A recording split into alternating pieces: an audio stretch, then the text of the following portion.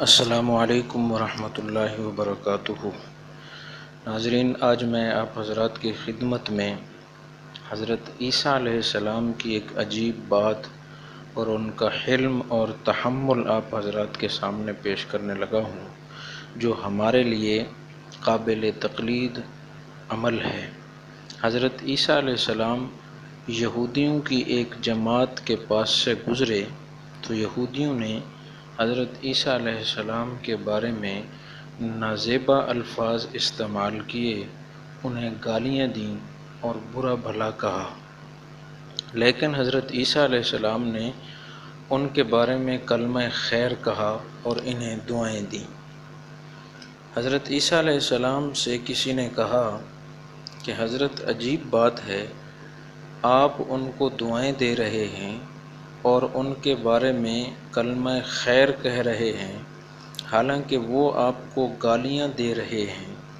حضرت عیسیٰ علیہ السلام نے فرمایا، کل واحد ينفق مما عنده، ہر شخص وہی خرچ کرتا ہے، یعنی وہی کچھ منہ سے نکالتا ہے جو اس کے اندر ہوتا ہے۔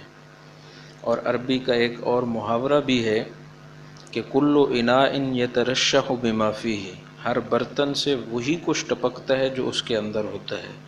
تو مطلب کہنے کا یہ تھا کہ میرے اندر خیر اور بھلائی ہے تو مجھ سے خیر اور بھلائی نکل رہی ہے، ان کے اندر گالیاں اور برائی ہے تو ان کے اندر سے وہی کچھ نکل رہا ہے۔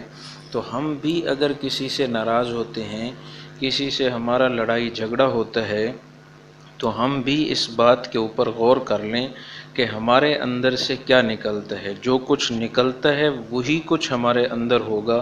اگر ہمارے اندر خیر ہوگی تو ہمارے اندر سے خیر نکلے گی، بھلائی نکلے گی، اچھی باتیں نکلیں گی، اور اگر ہمارے اندر گالیاں ہوں گی، گندگی بھری ہوگی، تو وہی کچھ ہمارے اندر سے بھی نکلے گا۔